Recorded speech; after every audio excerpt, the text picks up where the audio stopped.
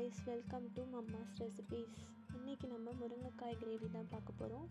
First கடாய் வச்சுட்டு எண்ணெய் ஊற்றிக்கலாம், கடுகு போட்டுக்கலாம், உளுந்து போட்டுக்கலாம்,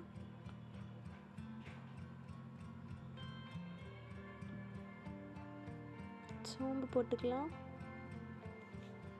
எல்லாம் நல்லா கலர் சேஞ்ச் ஆகட்டும்.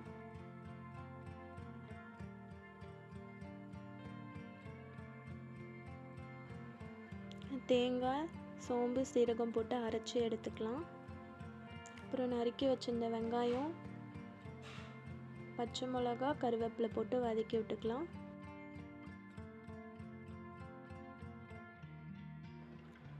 உப்பு தேவையான அளவு போட்டுக்கோங்க.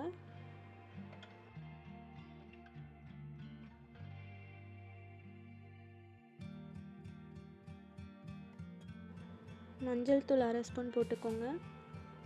போட்டு நல்லா மிக்ஸ் பண்ணி விட்டு இந்த வெங்காயம் கலர் சேஞ்ச் ஆகட்டும்.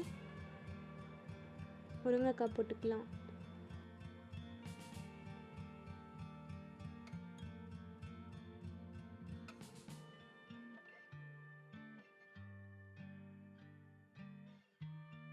தண்ணி ஊற்றிக்கலாம்.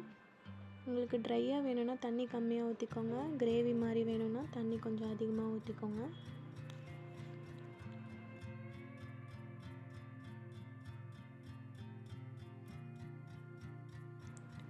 ரெண்டு ஸ்பூன் மிளகாத்தூள் போட்டுக்கோங்க. காரத்துக்கு ஏற்ற மாதிரி அதிகமாகவோ கம்மியாகவோ போட்டுக்கோங்க.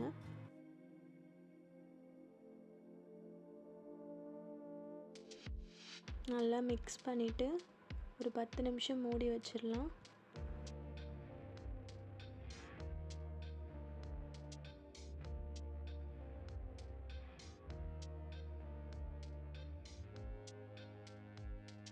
பாருங்கள், நல்லா கொதிச்சு வந்துடுச்சு.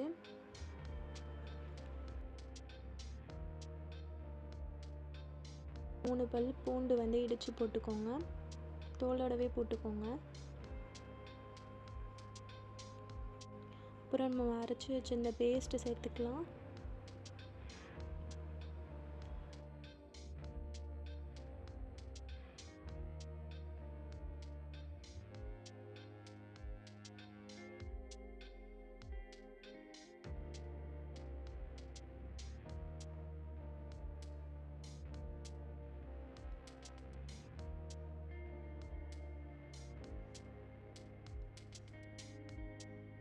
நல்லா மிக்ஸ் பண்ணி விட்டு ஒரு 5 நிமிஷம் மூடி வச்சுக்கலாம். நல்லா கொதிக்கணும். இந்த எண்ணெய்லாம் பிரிஞ்சு வரணும்.